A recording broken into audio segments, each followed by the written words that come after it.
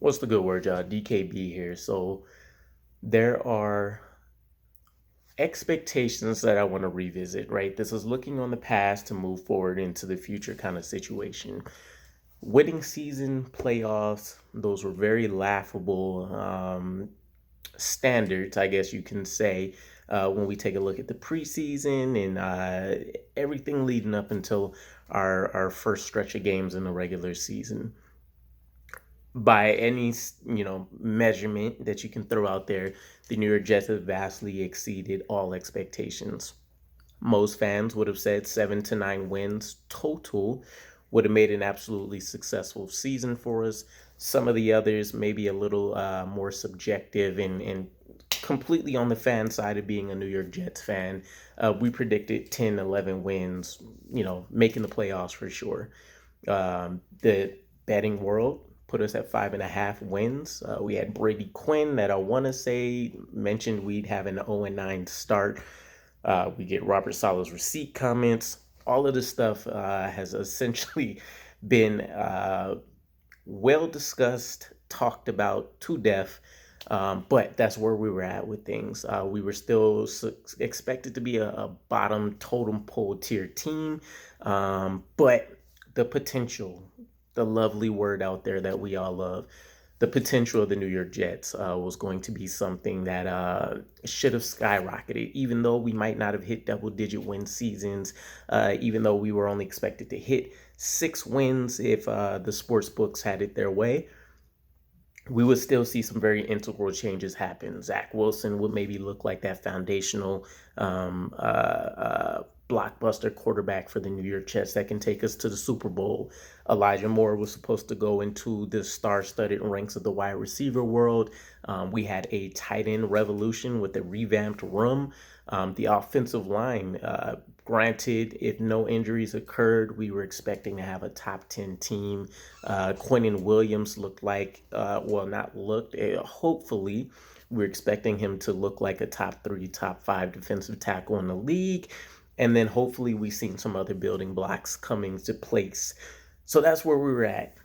Can the New York Jets achieve 7 to 9 wins out of our rookie classes and mostly from the 2021 and 2022 class? Can we iron out and with 100% confidence say, here are our building blocks, here are our superstars? Can we answer the Zach Wilson question about him being a franchise quarterback? Injuries aside, where do we stand as a team in terms of being above average, elite, poor, etc.? And we've definitely gotten a lot of those answers so far, right? Again, in terms of the wins, we've eclipsed the 6 win mark before we even hit the bye week. We've done so against a lot of quality teams. We stole one at home against Buffalo. We beat up on the Dolphins. Granted, they had injuries, but nobody's giving us a lot of slack with Mike White. Granted, maybe there's a huge difference between Mike White and who we played against the Dolphins, but irrelevant. A third string quarterback is a third string quarterback. Now, rookie class wise, again, Zach Wilson, I think the question is obviously a no in terms of franchise quarterback right now. He's in flight school. He's riding the pine. We're hoping to rebuild him from the ground up. Make sure he has the consistency we're looking for. He still has all of the physical traits and attributes that we would love to see on display on every Sunday. But his career is very much so in jeopardy, at least with the New York Jets. Maybe he becomes a reclamation project for somebody else. Maybe he pulls himself out of the gutter and takes his career by the horns. And the New York Jets, we're all happy once again. We found our quarterback. It might not have been the smoothest ride in the beginning, but we made it work. Elijah Moore, and it's looking progressively so that this was via no fault of his own. He was a casualty in what was the Zach Wilson-led offense. Granted, he hasn't taken the world by storm since Mike White or Joe Flacco has really led the helm either. But I would definitely say he's an above-average wide receiver in our room currently. Garrett Wilson is the guy. when you talk about this wide receiver core, but you definitely can get the belief that these two guys can run, ramshock over the rest of the NFL when everybody's on their P's and Q's, especially once Mike White is able to kind of get a firmer grasp on being a starting quarterback in the NFL. But again, a lot of that's going to be up in the air when we talk about future developments. Will Mike White stay? Will Zach Wilson find that development? Do we need to pick up another guy in free agency or the draft? Who's going to start? So we'll see what happens there. But we definitely, I would say the 2021 draft class that was maybe supposed to be the building blocks. You can say yes to a degree, but when I hear people use the housing phrase where we're talking about the foundation of a team, this is what I would say is definitely a foundational draft class. Zach Wilson is to be determined, but we still have Elijah Moore. We have Michael Carter. Jason Pinnock ended up leaving, but we have Michael Carter. We have Jamie Sherwood, who looks like maybe he can step in to replace some of these guys like a Marcel Harris and stuff that we have. We have Hamza Nasruddin that's still marinating. And so we have some guys. We definitely have some guys that you could be excited about. Michael Carter II, for sure. Brandon Echols in the cornerback room. We have these pieces that you feel confident in that when they need to step in as a starter, we won't look like we're lost puppies out here. The 2022 draft class has been a masterpiece in drafting, identifying talent, scheme fits, etc., all of the above. Oh, and let me not absolutely forget Elijah Vera Tucker, right? From the 2021 draft class. The guy looks like he's going to be an elite player for us, hopefully for the entirety of his career. But this 2022 draft class, we're talking about having Garrett Wilson, who looks like a let's just say top 7 receiver in the NFL. We have Sauce Gardner, who looks like he's a top 3 cornerback in the NFL. I'll say top 5 just to be generous. We have Jermaine Johnson II, and while he hasn't gotten all the star-studded fame and accolades and all of these things like Sauce Gardner and Garrett Wilson have gotten, we're still talking about a guy that statistically outside of, what's the boy from Detroit?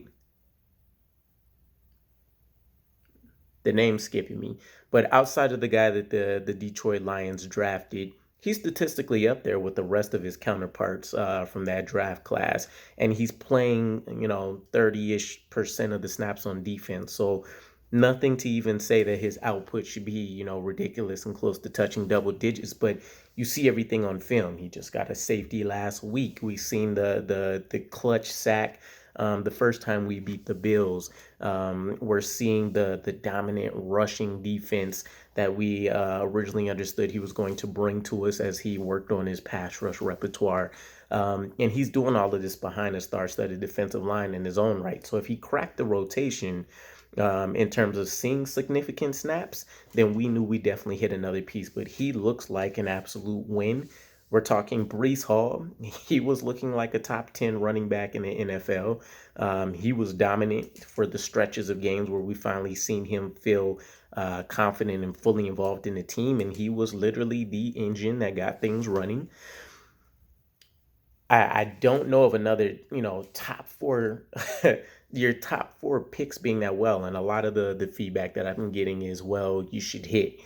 The New York Jets, we know this pain very well. We have not done well drafting in round 1, let alone anywhere else in the draft. And we're still talking about Max Mitchell, who looks like he could be a starting tackle. We're still talking about Michael Clemens, who looks like he should be a significant part of the defensive line rotation. And we've seen how effective he's been on special teams. It's been brilliant what we've been able to do over these last 2 draft classes. So when I take a look to the future, we're still talking about a team, even with the recent loss, that has the ability to make the playoffs. We'll probably need to win out or at least win 3 of these next 4 games realistically. But the opportunity is there. Joe Douglas had the emphasis. He wanted us playing meaningful games in December, and we are playing meaningful games. It might honestly come down to the stretch. against the Dolphins in week 18. Yeah. Uh, it might honestly come down to that, whether we are in or whether we are out, and we still might need a little bit of help. But just knowing that we are in it this deep, not having this much opportunity to make the January game since 2015 Fitzmagic is brilliant.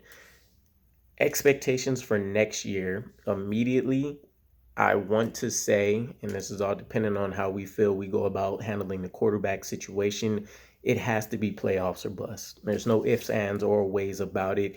Even in the losses that we've taken so far, we haven't started out well. We finished strong. I think, and I want to say Garrett Wilson mentioned this in his most recent press conference, but I think he put it the best.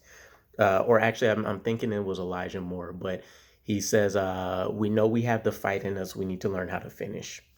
And honestly, that's probably the headline you can put on this entire season. When we've dominated from the get go, there's not a team out there that can really fight their way back. When we've had a slow start or we've had hiccups in the first half, and maybe the score, we're not up a score and a half, or two possessions, things can get a little bit iffy. But this is the bread and butter that the New York Jets essentially will be built around. If we can capture a lead early, then the opposition is toast. This defensive line is going to feast. Sauce Gardner, DJ Reed, Michael Carter II. They can go out there and force the issue a little bit in terms of trying to get these turnovers, which, by the way, we were also doing fairly well in the turnover battle for the majority of the season. So I think when we take a look at our roster, when we take a look at these expectations for how we reach the playoffs, we solidify the quarterback position. The running back room looks set between Michael Carter, Breece Hall, Zonovan Knight. We still have James Robinson that can be in the wings if we decide we want to bring him back into the fold. The wide receiver room looks great between Elijah Moore, Denzel Mims, Garrett Wilson. If we want to keep Corey Davis, Tyler Conklin will have another year to develop himself as being a starter. We still have CJ Uzama's experience to lead on. Jeremy Ruckert hopefully should be ready to take on a strong role next year. With the offensive line, there's a rebuild probably that still needs to happen there, with all of the injuries that we've occurred, but the defensive line still looks great. We have a chance to add talent, premier talent to the linebacker room, and the safety core, the cornerback room still looks excellent. So there's the fewest holes that I've seen on a roster for us to build, which, keep in mind, we're still primarily a team made of sophomore and rookie players. We should be in the thick of things for the next 5 to 7 years, realistically, is the way I see it. Cap space wise, it doesn't even seem like a concern. I know next year, I think I've seen us breaking, I think it was 230 million in cap space, at least projectedly, for the entire NFL, which means a huge increase for everybody across the board. And Joe Douglas has managed that spectacularly as well. But that is also one of the other things that I'm looking forward to. This has been a season of hell for us when it's come to injuries. The tackle plans, those went out the window almost every week. Mekhi Becton goes down. George Fant is switching positions. George Fant goes down. Max Mitchell steps in. Dwayne Brown steps in. Dwayne Brown goes out.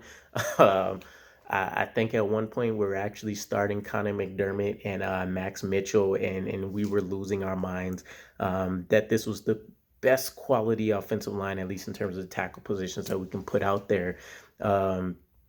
But that's really been the story. We have overcome adversity left and right.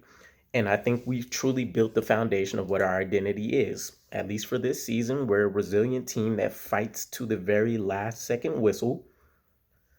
Next season will be when we need to develop that killer instinct, and we need to have the ability to consistently make plays throughout all 4 quarters, and not just when we feel like things may be getting out of hand. With all that said, I know this wasn't a revolutionary conversation, but I felt like it needed to be said. Sometimes you have to look backwards to look forwards. But I'll be very interested to know what are your guys' thoughts on the state of the New York Jets currently, and where do you foresee us heading to next season? Playoffs was a little bit more of a generic statement for me, but I think in my expectations, we'll see what happens with free agency additions and all that kind of stuff. I would say we definitely are looking at a double-digit win season for sure in playoffs. And I'll leave it at that for now. But again, let me know what your guys' thoughts are, and I'll catch you again. Peace.